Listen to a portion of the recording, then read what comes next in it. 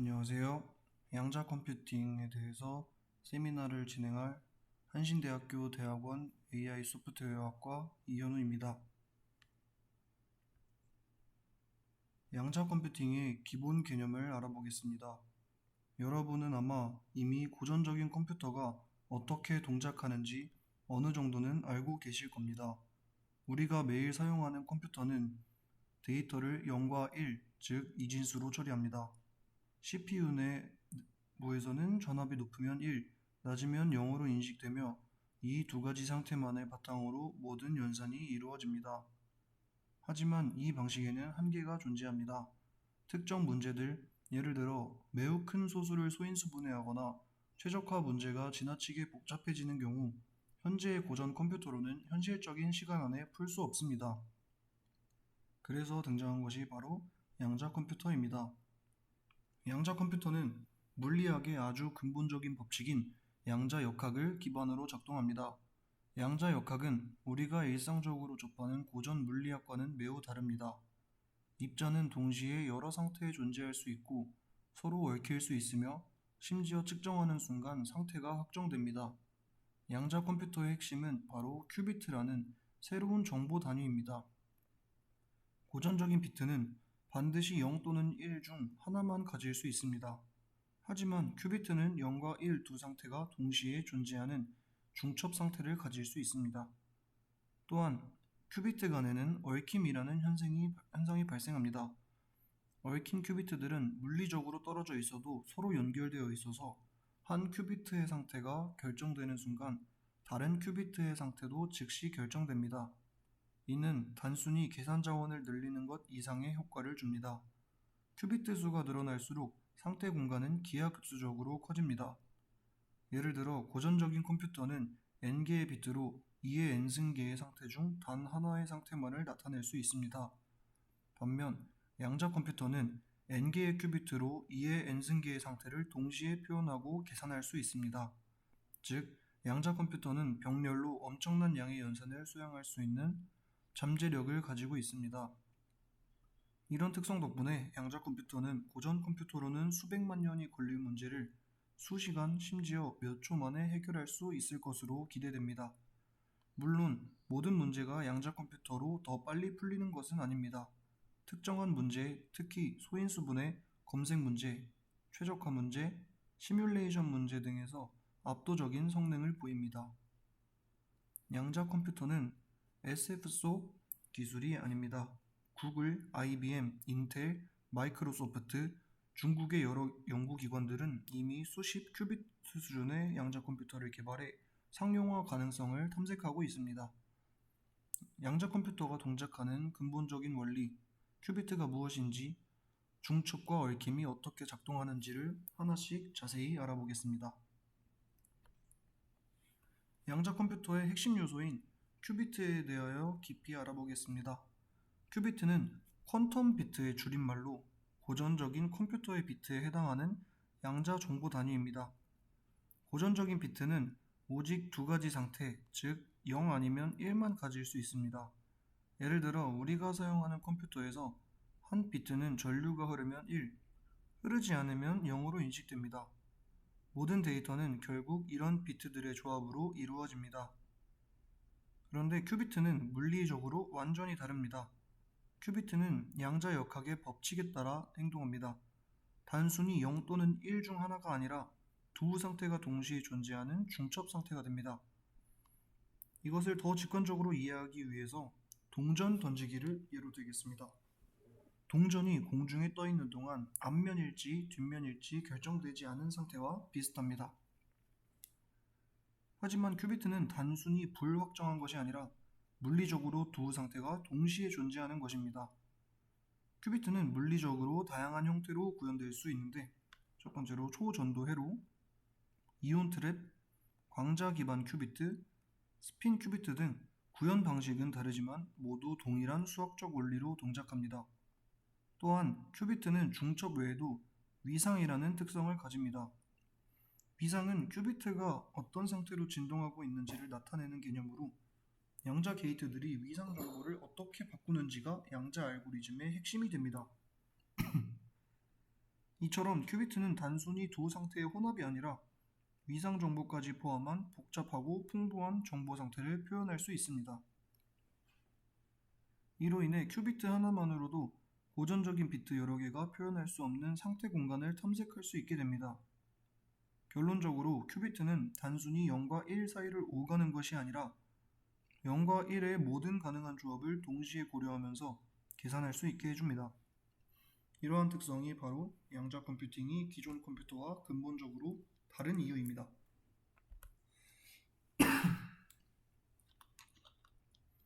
중첩은 양자 컴퓨팅에서 가장 핵심적인 개념 중 하나입니다. 중첩이란 큐비트가 동시에 0 상태와 1 상태에 존재한다는 것을 의미합니다. 이 말이 직관적으로는 굉장히 낯설게 들릴 수 있습니다. 하지만 이는 양자 세계에서는 매우 자연스러운 현상입니다. 예를 들어 전자 하나가 상자 안에 있다고 가정해봅시다. 고전 물리학에서는 전자가 상자의 왼쪽에 있거나 오른쪽에 있어야 합니다. 하지만 양자 역학에서는 전자가 상자의 왼쪽과 오른쪽 모두 동시에 존재할 수 있습니다. 측정하기 전까지는 어느 쪽에 있는지 알 수 없습니다. 이 개념을 큐비트로 확장하면 하다마르 게이트와 같은 양자 게이트를 통해 생성할 수 있습니다. 수학적으로 중첩은 단순히 두 상태의 확률적 혼합이 아닙니다. 중첩은 선형 결합으로 나타나며 위상 정보를 포함합니다. 이 때문에 중첩된 큐비트는 서로 간섭 현상을 일으킬 수 있습니다. 이러한 간섭은 양자 알고리즘의 성능을 극적으로 향상시키는 핵심적인 역할을 합니다. 큐비트가 n개로 늘어나면 상태 공간은 이에 n승계로 기하급수적으로 커집니다. 예를 들어 3개의 큐비트는 8개의 상태, 10개의 큐비트는 1024개의 상태를 동시에 표현할 수 있습니다. 즉, 고전 컴퓨터는 상태 하나만을 선택하여 계산하는 반면 양자 컴퓨터는 가능한 모든 상태를 동시에 계산하는 것과 같은 효과를 냅니다. 물론 실제로 모든 상태가 한 번에 측정되는 것은 아니지만 중첩 상태를 잘 활용하면 계산 과정에서 불필요한 상태는 소거되고 원하는 답에 대한 확률은 극대화됩니다. 중첩이 없다면 양자 컴퓨터는 단순히 비싼 고전 컴퓨터에 불과합니다. 중첩은 양자 병렬성의 핵심이며 쇼어의 소인수분해 알고리즘, 그루버의 검색 알고리즘 같은 강력한 양자 알고리즘들이 중첩을 기반으로 동작합니다. 이제 중첩이 무엇인지 알아보았고, 다음으로는 양자 세계에서 큐비트들이 어떻게 서로 얽혀 있는지를 설명하는 얽힘에 대하여 알아보겠습니다.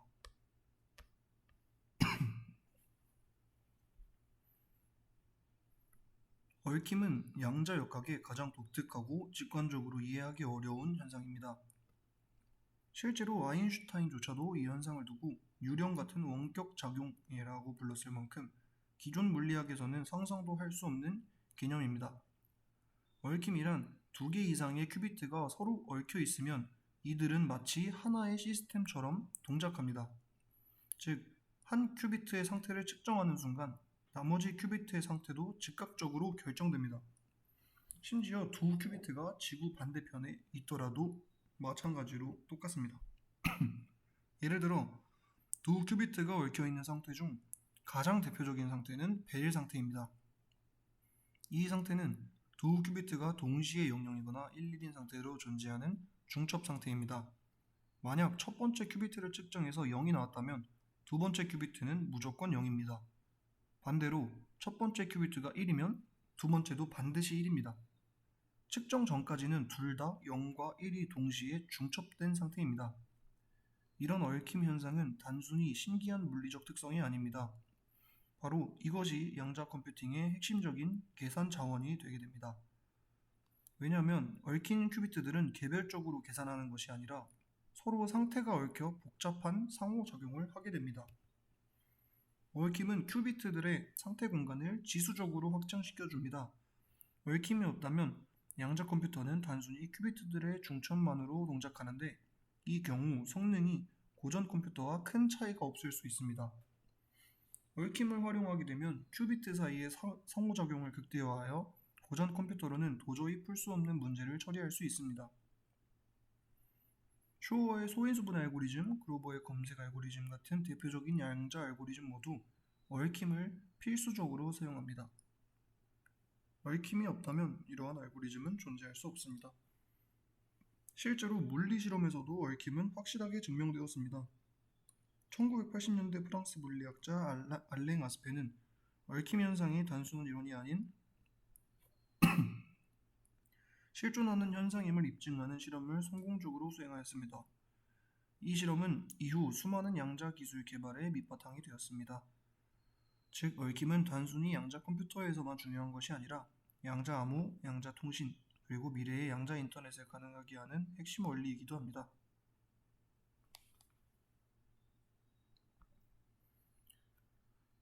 양자 컴퓨터의 중요한 특징 중 하나인 측정에 대하여 알아보겠습니다. 중첩과 얽힘을 통해 큐비트는 동시에 여러 상태에 존재할 수 있습니다. 양자 컴퓨터에서 측정이란 큐비트의 상태를 고전적인 값, 즉 0 또는 1로 변환하는 과정입니다. 하지만 이 과정은 단순한 상태 확인을 넘어서 양자 상태의 붕괴라는 중요한 현상을 동반합니다.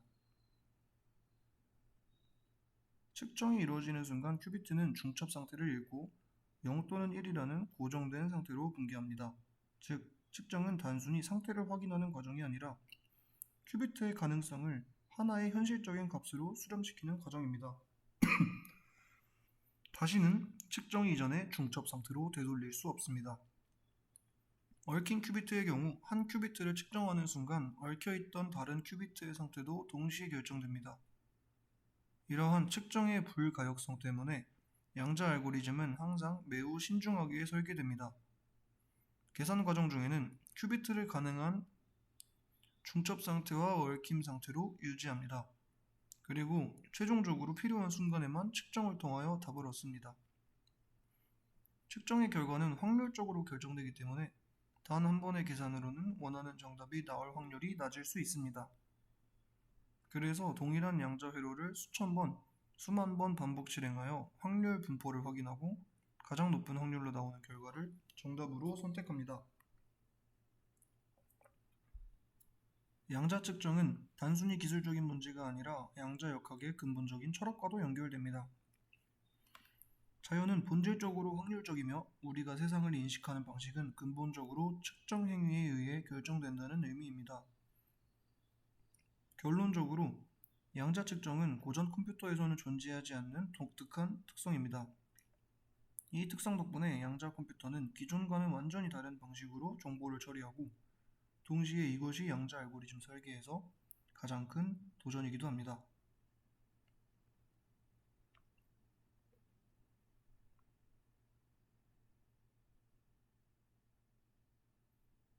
양자 컴퓨팅은 물리학에 기반을 두고 있지만 그 작동 원리를 이해하고 회로를 설계하려면 반드시 수학적 표현을 이해해야 합니다. 특히 선형대수는 양자 컴퓨팅의 언어라고 해도 과언이 아닙니다. 먼저 큐비트 상태는 벡터로 표현됩니다. 0 상태는 1과 0 벡터로, 1 상태는 0과 1 벡터로 나타냅니다. 양자 게이트는 이러한 상태 벡터를 변환하는 유니터리 행렬입니다. 유니터리 행렬은 수학적으로 행렬 U가 다음 조건을 만족하는 행렬입니다.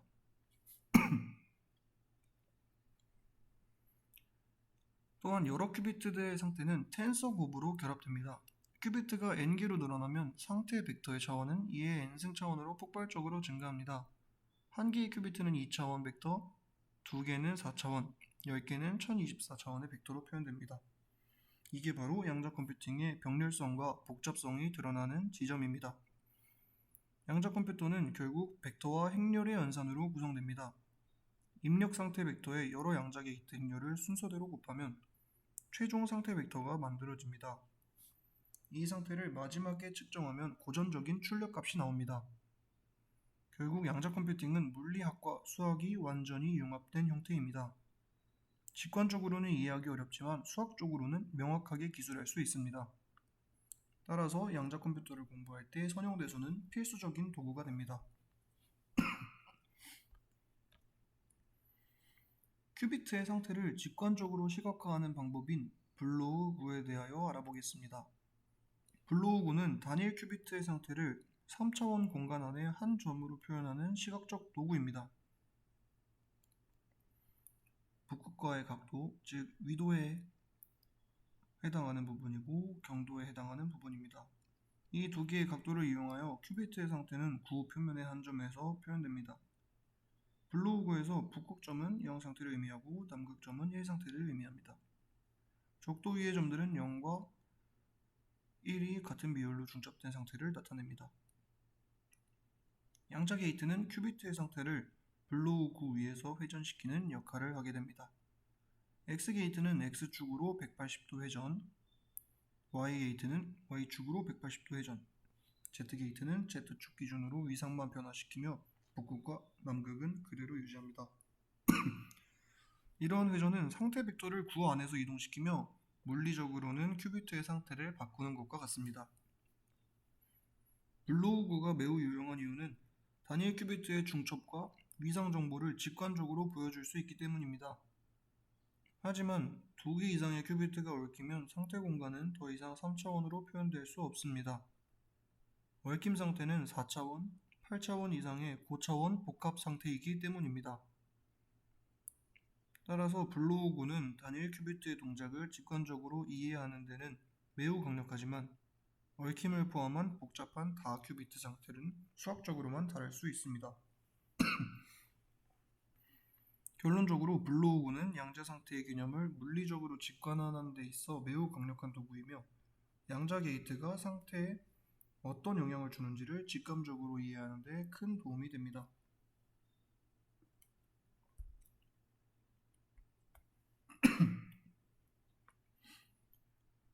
양자 컴퓨팅이 어떻게 엄청난 연산 성능을 발휘할 수 있는지를 이해하는 핵심 개념인 양자 병렬성에 대하여 이야기해 보겠습니다. 양자 병렬성이란 중첩 상태 덕분에 양자 컴퓨터가 모든 가능한 입력값에 대해 동시에 계산을 수행할 수 있다는 개념입니다. 즉, 하나의 양자 회로를 실행하는 것으로 이에 n승계의 입력값을 동시에 처리하는 것과 같습니다. 예를 들어 3개의 큐비트를 가진 시스템을 생각해 보겠습니다. 고전적인 컴퓨터는 입력값 000, 001, 010부터 111까지 중에서 하나를 선택하여 계산합니다. 하지만 양자 컴퓨터에는 세 큐비트가 000, 001부터 111까지 하고 나누기 루트 8 상태에 있을 수 있어서 8개의 상태가 동시에 존재하며 계산됩니다. 하지만 여기서 중요한 오해가 있습니다. 양자 컴퓨터는 한 번에 모든 답을 출력한다는 것은 사실이 아닙니다. 실제로 우리가 양자 상태를 측정하면 그중 하나의 결과만 나옵니다. 양자 병렬성의 진짜 의미는 계산 과정에 있습니다.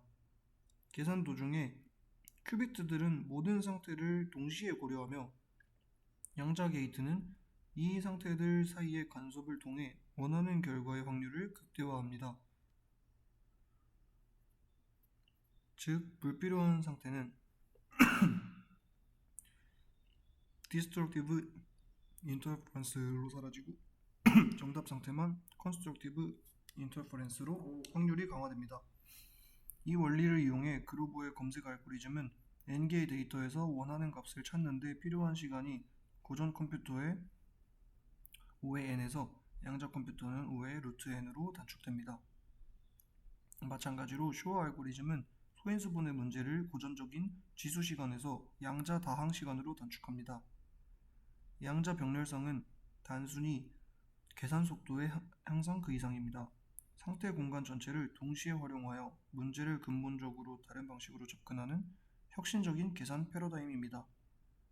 양자 병렬성은 중첩과 얽힘이 만들어낸 가장 놀라운 현상 중 하나이며 양자 컴퓨터의 존재 이유 그 자체라고 할 수 있습니다.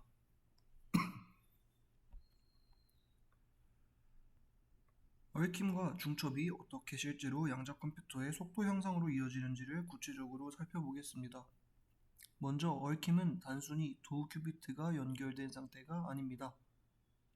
얽힘은 큐비트들이 개별적으로 존재하는 것이 아니라 전체 시스템이 하나의 거대한 상태 공간으로 존재하게 만듭니다. 즉, 각 큐비트는 독립적인 정보 단위가 아니라 전체 상태의 일부가 됩니다. 이 특성 덕분에 큐비트가 늘어날수록 상태 공간은 기하급수적으로 확장됩니다. 두 큐비트는 4차원, 세 큐비트는 8차원, n 큐비트는 2의 n승 차원의 상태 공간을 형성합니다. 이 상태 공간은 얽힘과 중첩이 결합되어 엄청나게 복잡한 계산을 가능하게 합니다. 예를 들어 얽힘 덕분에 양자 컴퓨터는 단순히 입력값을 나열해서 계산하는 것이 아니라 상태 간섭을 통하여 원하는 결과의 확률만을 증폭할 수 있습니다. 실제로 쇼어 알고리즘은 얽힘을 통하여 주기성을 찾고 이를 통해 소인수 분해를 고전 컴퓨터보다 훨씬 빠르게 수행합니다. 그루버 알고리즘 역시 얽힘과 상태 간섭을 이용해 검색 문제를 빠르게 해결합니다.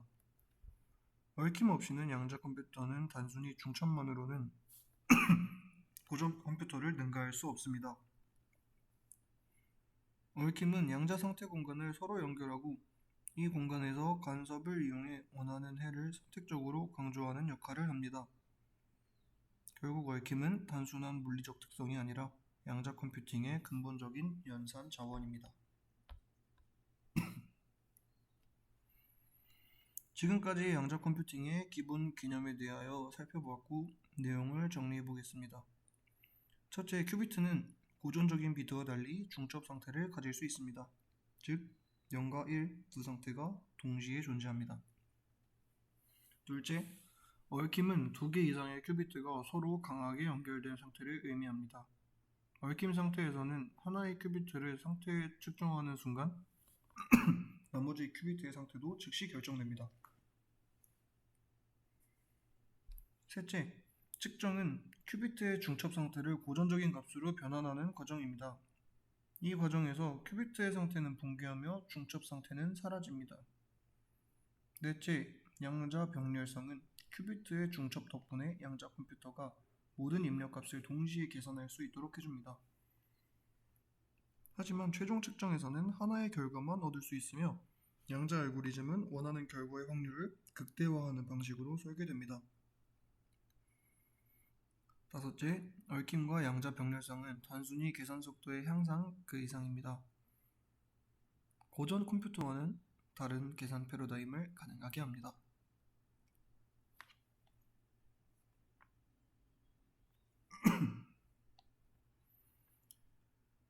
큐비트들이 실제로 계산을 수행하는 방식인 양자 회로에 대하여 알아보겠습니다. 양자 회로는 고전적인 디지털 회로와 비슷하게 동작합니다. 하지만 차이점은 큐비트를 이용한다는 점과 게이트가 단순히 0과 1을 바꾸는 것이 아니라 양자 상태를 회전시키거나 얽히게 만든다는 점입니다. 양자 회로는 다음과 같은 요소로 구성됩니다. 큐비트 선은 가로선은 시간의 흐름을 나타내고 각각 하나의 큐비트를 의미합니다. 양자 게이트는 큐비트 선 위에 배치되며 큐비트 상태를 변환합니다.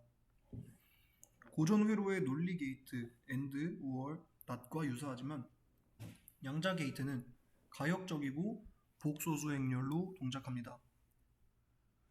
측정은 회로의 끝에 배치되어서 큐비트 상태를 고전적인 0 또는 1로 변환합니다. 양자 회로의 구조는 매우 직관적입니다. 왼쪽에서 오른쪽으로 시간이 흐르며 큐비트는 왼쪽에서 오른쪽으로 여러 게이트를 거칩니다. 각 게이트는 큐비트의 상태를 선형 변환하며 얽힘 게이트는 큐비트 간의 연결을 만들어냅니다. 고전 회로에서 1비트 낫 게이트는 단순히 0을 1로, 1을 0으로 바꾸는 역할을 합니다. 양자에서는 이와 같은 역할을 하는 X 게이트가 존재합니다. 하지만 X 게이트 외에도 중첩을 만드는 하다마르 게이트, 위상을 조정하는 Z 게이트, 그리고 두 큐비트 간의 얽힘을 생성하는 C낫 게이트 등이 존재합니다. 양자 회로의 또 하나의 특징은 가역성입니다. 고전 회로는 정보가 손실되는 비가역 연산이 가능하지만 양자 회로는 모든 연산이 가역이어야 합니다. 왜냐하면 유니터리 행렬 연산은 항상 가역이기 때문입니다. 실제로 양자 회로 설계는 매우 창의적인 작업입니다. 큐비트의 상태를 어떻게 변화시키고 어떤 큐비트끼리 얽히게 만들며 최종적으로 어떤 확률로 우리가 원하는 상태가 나타나게 할지를 세밀하게 설계해야 합니다. 즉, 양자 회로는 단순히 큐비트를 연결하는 것이 아니라 상태 공간을 설계하는 작업입니다. 앞으로 우리는 이 회로에서 어떤 기본 게이트들이 존재하는지 그리고 이 게이트들이 각각 어떤 역할을 하는지 알아보겠습니다. 먼저 큐비트 선의 개념을 알아야 합니다. 양자 회로도는 큐비트의 상태가 시간에 따라 어떻게 변화하는지를 도식적으로 보여줍니다. 양자 회로에서 가로로 길게 그려진 선은 각각 하나의 큐비트를 나타냅니다. 왼쪽은 시간의 시작점이며 오른쪽으로 갈수록 시간이 흐릅니다. 선 위에 있는 네모나 기호들은 각종 양자 게이트를 의미하며 이 게이트들은 시간의 흐름에 따라 큐비트의 상태를 변화시킵니다. 예를 들어 큐비트 2개가 있는 회로라면 2개의 가로선이 존재합니다. 이 선들은 큐비트의 초기 상태에서 시작하여 여러 양자 게이트를 통과하면서 상태가 변화합니다. 그리고 마지막에는 측정을 통하여 고정적인 0 또는 1의 값을 얻게 됩니다. 각 큐비트에서는 독립적으로 동작할 수도 있고 얽힘 게이트를 통해 다른 큐비트와 상호작용할 수도 있습니다. 예를 들어 하다마르 게이트는 한 큐비트 선 위에만 적용되어 중첩을 만듭니다. 반면 시낫 게이트는 2개의 선을 연결하며 제어 큐비트와 타겟 큐비트 사이에 얽힘을 생성합니다. 이러한 선들은 단순히 큐비트의 상태를 나타내는 것 이상의 의미를 가집니다. 왜냐하면 양자 상태는 시간에 따라 연속적으로 변화하고 이 변화는 게이트의 작용으로 구체화되기 때문입니다. 즉, 선은 큐비트의 물리적 존재가 아니라 상태의 시간적 흐름을 나타내는 개념적 표현입니다. 양자 회로도에서 가로선은 큐비트의 시간 흐름을, 세로선이나 기호들은 게이트의 작용을 의미합니다.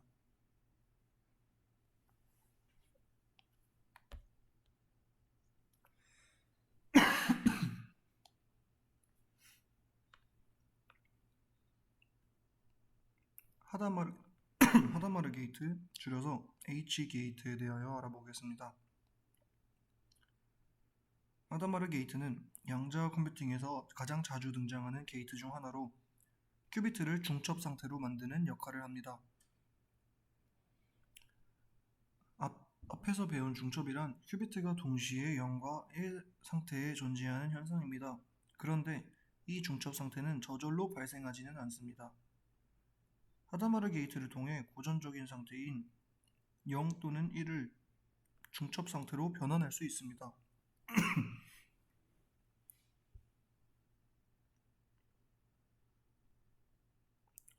블로우구 시각화로 보면 하다마르 게이트는 북극점 0을 적도 동쪽 지점으로 회전시키는 것과 같습니다. 즉, Z축 중심의 상태를 X축 중심의 중첩 상태로 옮기는 회전입니다. 이러한 중첩은 단순히 신기한 현상 그 이상입니다. 중첩 상태는 양자 병렬성의 시작점입니다. 모든 양자 알고리즘은 하다마르 게이트로 상태를 중첩시킨 이후에 얽힘을 생성하고 상태 간섭을 통해 원하는 결과로 상태를 유도합니다. 예를 들어 3개의 큐비트가 모두 0 상태였다면 각 큐비트에 H 게이트를 적용하면 다음과 같은 상태가 됩니다. 즉, 총 8개의 상태가 동시에 존재하는 상태가 됩니다.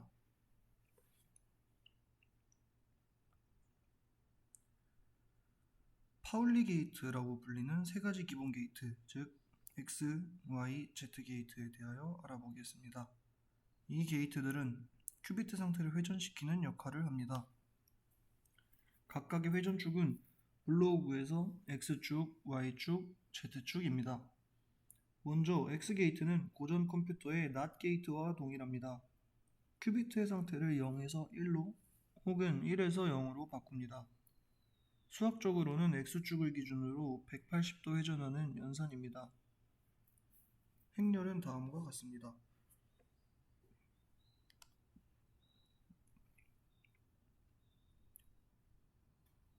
그 다음 Y 게이트는 Y축을 기준으로 180도 회전합니다. 상태의 확률 진폭뿐만 아니라 위상도 함께 바뀝니다. Y 게이트의 행렬은 다음과 같습니다. 마지막으로 Z게이트는 Z축을 기준으로 180도 회전합니다. Z게이트는 상태의 확률 진폭은 유지하면서 A 상태에만 위상 -1을 부여합니다. Z게이트는 상태를 직접적으로 0과 1로 바꾸지는 않지만 위상 변화는 양자 간섭에서 매우 중요합니다. 특히 글로벌 알고리즘에서는 Z 게이트를 활용하여 부정 상태를 강조하거나 소거하는 데 사용합니다. 이 세 가지 파울리 게이트는 양자 회로의 가장 기본적인 빌딩 블록이며 회로 설계 시 거의 필수적으로 사용됩니다. 또한 이들은 서로 결합하여 더 복잡한 회전 게이트나 얽힘 생성 게이트의 기초가 됩니다. 정리하면 X, Y, Z 게이트는 큐비트를 3차원 블로그 공간 안에서 각각의 축을 기준으로 회전시키는 역할을 하며, 이 회전은 상태를 바꾸거나 위상을 조정하여 양자 알고리즘의 핵심 동작을 구현합니다.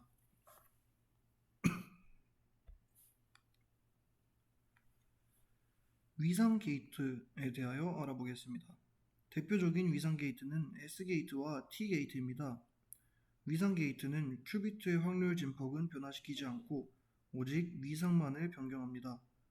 위상 변화는 단순히 눈에 보이지 않는 숫자처럼 느껴질 수 있지만 실제로 양자 간섭 현상에서는 절대적으로 중요한 요소입니다. 위상이 바뀌면 두 상태가 합쳐질 때 서로 강화되거나 상쇄될 수 있기 때문입니다. S게이트는 Z축 기준으로 90도 회전합니다. 0 상태는 변화가 없지만 1 상태에는 위상 i가 곱해집니다. T게이트는 Z축 기준으로 45도 회전합니다.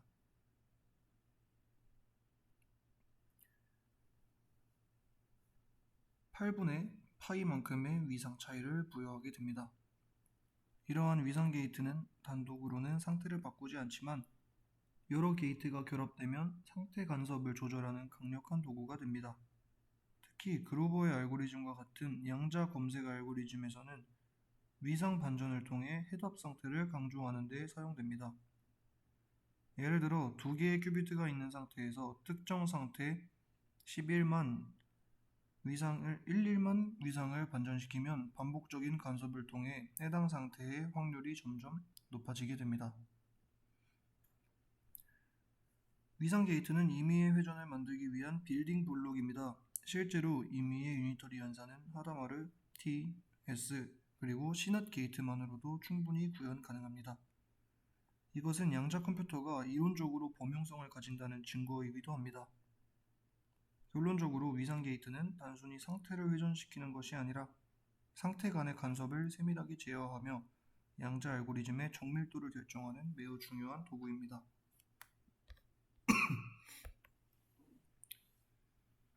큐비트들 사이에 얽힘을 생성하는 가장 대표적인 게이트인 시낫 게이트에 대하여 알아보겠습니다. 시낫 게이트는 두 개의 큐비트를 입력으로 받습니다. 하나는 제어 큐비트이고 다른 하나는 타겟 큐비트입니다. 시낫의 작동 원리는 간단합니다. 제어 큐비트 1인 경우 타깃 큐비트에 X 게이트를 적용합니다. 제어 큐비트가 0인 경우에는 타깃 큐비트는 변화하지 않습니다. 즉, 시낫 게이트는 조건부로 타깃 큐비트를 반전시키는 역할을 합니다. 수학적으로는 다음과 같은 작동을 합니다. 00은 00으로, 01은 01로, 10은 11로, 11은 10으로. 시낫 게이트의 가장 강력한 특징은 얽힘을 생성할 수 있다는 점입니다. 예를 들어 두 큐비트가 초기 상태 00에 있고 첫 번째 큐비트에 하다마르 게이트를 적용해 중첩을 만든 뒤 시낫 게이트를 적용하면 다음과 같은 상태가 됩니다. 이것은 베일 상태라고 불리는 완벽한 얽힘 상태입니다. 시낫은 얽힘을 생성하는 데 필수적이며 모든 다큐비트 연산의 핵심 빌딩 블록입니다. 대부분의 양자 알고리즘은 하다마르 게이트로 중첩을 만들고 시낫으로 얽힘을 생성하는 패턴으로 시작됩니다. 뿐만 아니라 시낫은 양자 오류 정정에서도 매우 중요한 역할을 합니다. 큐비트 간의 오류를 감지하고 교정하는 코드들은 시낫 연산을 다량으로 사용합니다. 결론적으로 시낫은 단순한 조건부 not 이상의 의미를 가지며 얽힘 생성, 양자 연산의 연결, 오류 정정 등에서 없어져서는 안 될 게이트입니다.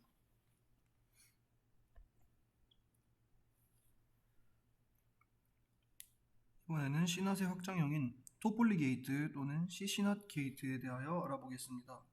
토폴리 게이트는 3개의 큐비트를 입력으로 받습니다.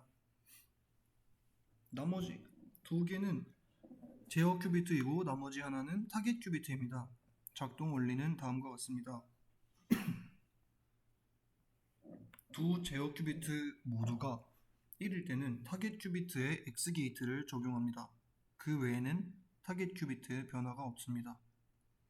다르게 말하면 고전 회로에서의 AND 게이트에 해당합니다. 두 입력이 모두 참일 때만 출력을 반전시키는 역할입니다. 토폴리 게이트는 단순한 논리 연산 이상의 역할을 합니다. 가장 중요한 이유는 바로 가역성입니다. 고전 컴퓨터의 AND 게이트는 비가역적이지만 토폴리 게이트는 입력 상태를 완전히 보존하면서 연산을 수행합니다. 이 특성 덕분에 토폴리 게이트는 고전적인 계산을 양자 회로로 시뮬레이션할 때 반드시 필요한 요소입니다. 예를 들어 곱셈, 덧셈, 모듈러 연산 등은 모두 토폴리 게이트를 기반으로 구현할 수 있습니다.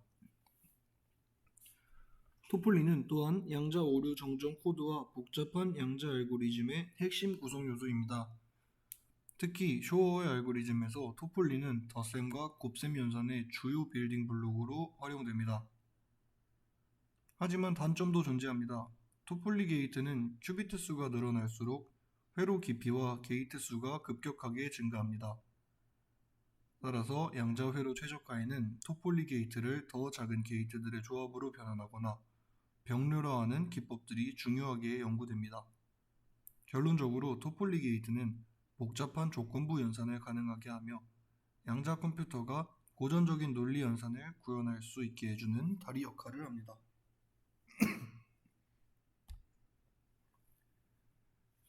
양자 회로의 마지막 단계는 항상 측정입니다. 지금까지 우리는 큐비트가 중첩, 얽힘 상태로 복잡한 상태 공간을 탐색한다는 것을 배웠습니다. 그러나 이 상태를 고전적인 정보로 변환하는 마지막 과정이 바로 측정입니다. 측정은 큐비트를 0 또는 1 중 하나의 상태로 붕괴시키는 과정입니다.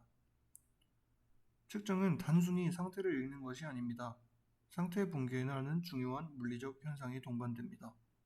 측정 이전에는 큐비트가 여러 상태의 중첩에 있었지만 측정하는 순간 그중 하나의 상태로 확정됩니다. 얽힌 큐비트들도 마찬가지입니다. 측정은 양자 알고리즘 설계에서 가장 중요한 고려 요소 중 하나입니다. 그 이유로 측정은 되돌릴 수 없기 때문에 최종 계산 단계에서만 수행해야 합니다. 계산 도중 실수로 측정이 이루어지면 상태가 붕괴하여 연산이 실패합니다. 또한 측정의 결과는 확률적입니다. 단 한 번의 측정으로 원하는 정답이 나올 확률은 낮출 수 있습니다. 따라서 동일한 양자 회로를 수천, 수만 번 반복 실행하여 확률 분포를 수집합니다. 가장 많이 나오는 결과를 최종 정답으로 선택합니다. 결국 측정은 단순한 도구가 아니라 양자 컴퓨팅에서 확률적 본질과 연결되는 매우 근본적인 과정입니다.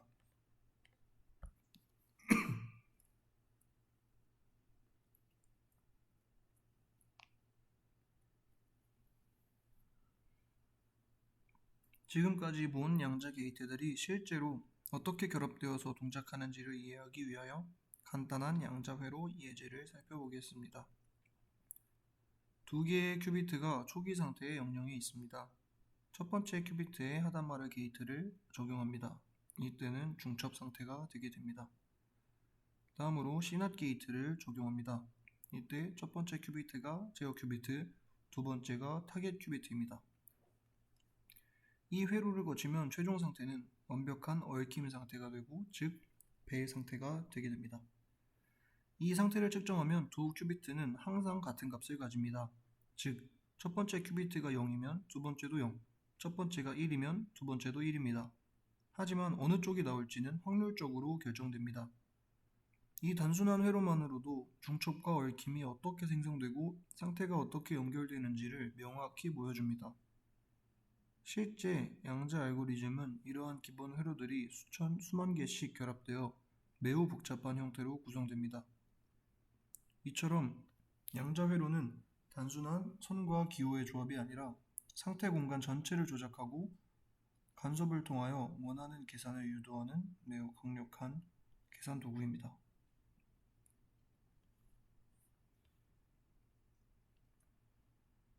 양자 회로의 기본 구조와 주요 게이트들의 동작 원리에 대하여 알아보았습니다. 지금까지의 내용을 정리해 보겠습니다. 큐비트의 선은 큐비트 상태의 시간 흐름을 나타냅니다. 하다머르 게이트는 중첩 상태를 생성합니다. 파울리 게이트인 X, Y, Z는 상태의 회전과 반전을 담당합니다. 위상 게이트 S와 T는 상태의 위상을 조정하여 간섭을 유도합니다. C낫 게이트는 얽힘을 생성하는 가장 기본적인 EQ비트입니다. 토폴리 게이트 CC낫 게이트는 세 큐비트 간의 조건부 연산을 가능하게 합니다. 측정은 최종적으로 양재 상태를 고전 정보로 변환합니다. 이 모든 요소들이 결합되어 양자 회로는 복잡한 양자 알고리즘을 구현합니다. 이제 우리는 단순히 큐비트가 상태를 가지는 것뿐만 아니라 그 상태들이 게이트를 통하여 어떻게 변환되는지, 얽히고 최종적으로 측정되는지에 대한 전체적인 흐름을 알아보았습니다. 다음 파트에서는 이러한 회로 구조를 활용하여 실제로 덧셈 연산이 어떻게 구현되는지를 알아보겠습니다.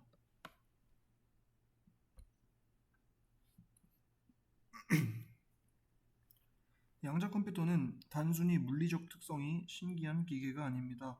결국 어떤 계산을 할 수 있느냐가 중요합니다. 그리고 계산의 가장 기본적인 연산 중 하나가 바로 덧셈입니다. 그렇다면 이 덧셈 회로가 왜 양자 컴퓨터에서 중요한지 알아보겠습니다.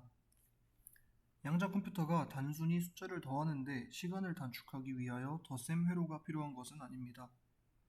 덧셈은 더 복잡한 계산의 기초 블록이기 때문입니다. 대표적으로 양자 컴퓨팅의 가장 유명한 알고리즘인 쇼어 알고리즘의 소인수분해 알고리즘을 보겠습니다. 이 알고리즘의 핵심은 모듈러 지수 연산인데 이 연산은 반복적인 곱셈으로 이루어집니다. 그리고 곱셈은 결국 반복적인 덧셈으로 분해됩니다. 즉 덧셈이 없다면 소인수 분해도 불가능합니다. 또한 그로버의 검색 알고리즘이나 양자 머신러닝 알고리즘 같은 더 일반적인 문제에서도 조건부 가중치 조정, 거리 계산, 최적화 문제 해결 등 다양한 상황에서 덧셈은 필수적으로 사용됩니다. 그런데 여기서 중요한 차이가 있습니다. 고전 컴퓨터에서는 덧셈 연산이 자연스럽고 쉽게 처리됩니다. 하지만 양자 컴퓨터는 고전 컴퓨터와 달리 모든 연산이 가역이어야 합니다. 즉, 정보를 잃어버리지 않고 입력에서 출력을 만들어야 합니다.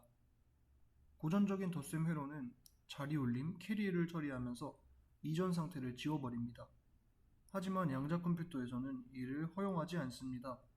따라서 덧셈 회로를 설계할 때는 중간 계산 과정에서 사용되는 자리 올림 비트까지도 모두 명시적으로 관리해야 합니다.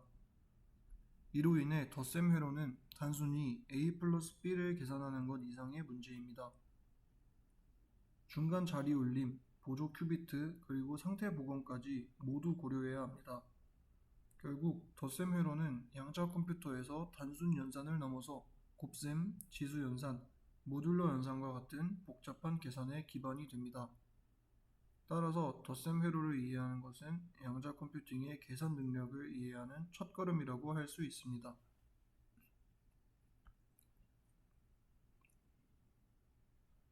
양자 덧셈 회로를 본격적으로 배우기 전에 먼저 고전적인 덧셈 회로와 양자 회로의 구조적 차이를 이해하는 것이 중요합니다. 고전적인 덧셈 회로는 하프 헤더와 풀 헤더로 구성됩니다. 하프 헤더는 두 비트를 더해 합과 자리 올림을 출력합니다.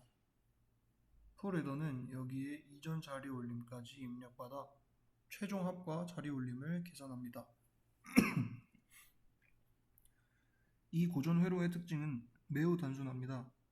입력이 사라지고 출력만 남습니다. 즉, 비가역적입니다. 정보는 덮어 쓰여지며 중간 상태는 저장되지 않습니다. 반면 양자 회로는 이와 근본적으로 다릅니다. 양자 컴퓨터의 모든 연산은 반드시 가역적이어야 합니다. 그 이유로 양자 게이트는 모두 유니터리 행렬로 표현되며 이는 항상 역행렬이 존재합니다. 즉, 연산 후에도 입력 상태를 잃지 않고 복원할 수 있어야 합니다. 이 차이 때문에 양자 덧셈 회로는 다음과 같은 추가적인 요소를 필요로 합니다. 보조 큐비트, 앙킬라 큐비트는 자리 올림 상태의 저장용이고 언컴퓨트 단계는 계산 후에 중간 상태를 원상 복구하여서 큐비트 리소스를 절약하는 과정입니다. 가역 덧셈 연산은 입력을 덮어쓰지 않고 입력 플러스 출력이 모두 보존되는 방식입니다. 예를 들어서 고전적인 풀헤더에서는 입력 A, B 그리고 이전 자리 올림, 캐리인이 있으면 출력만 썸과 캐리 아웃으로 남습니다. 하지만 양자 풀헤더에서는 입력 A, B, 캐리인 뿐만 아니라 썸, 캐리 아웃 그리고 원래의 A, B, C 캐리인도 함께 유지됩니다. 결론적으로 고전 덧셈 회로는 정보 소멸을 전제로 하지만 양자 덧셈 회로는 정보 보존을 전제로 설계되어야 합니다. 이것이 양자 덧셈 회로가 더 복잡한 이유이며 이 복잡성이 바로 양자 컴퓨팅의 힘과 한계를 동시에 보여줍니다.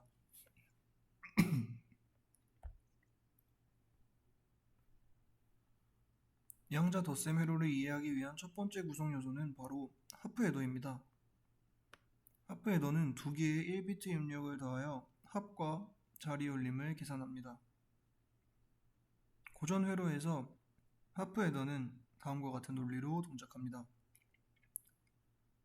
합은 A 익스클루시브 B의 연산으로 되고 캐리의 경우는 A and B 연산으로 이루어집니다.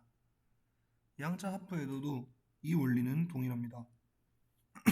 하지만 양자 회로는 비가역적인 AND 게이트를 사용할 수 없기 때문에 이를 가역적인 형태로 변환해야 합니다. 양자 하프 헤더의 구조는 합은 CNOT 게이트를 사용합니다. CNOT은 익스클루시브 오어 연산과 동일합니다. 자리 올림 캐리는 토폴리 게이트를 사용합니다. 토폴리는 두 큐비트가 모두 1일 때 세 번째 큐비트를 반전시키므로 AND 연산 역할을 합니다. 예를 들어 A와 B가 입력이라면 합은 CNOT A와 B를 통해 얻습니다. 자리 올림은 토폴리 A, B, C에서 C가 보조 큐비트로 사용됩니다. 즉, 양자 하프 헤더는 두 개의 입력 큐비트와 하나의 보조 큐비트로 구성되며 보조 큐비트는 자리 올림 정보를 저장하는 데 사용됩니다. 이때 중요한 점은 하프 헤더는 자리 올림을 포함한 덧셈의 가장 기초적인 형태라는 것입니다. 하지만 실제 연산에서는 자리 올림을 연쇄적으로 처리해야 하기 때문에 하프 헤더만으로는 충분하지 않습니다. 그 결과 더 발전된 구조인 풀 헤더가 필요합니다. 결론적으로 하프 헤더는 양자 덧셈 회로의 가장 기본적인 빌딩 블록이며 CNOT과 토폴리 게이트만으로 설계할 수 있습니다. 이 단순한 구조가 나중에 수백 큐비트의 대형 덧셈 회로로 확장될 수 있습니다.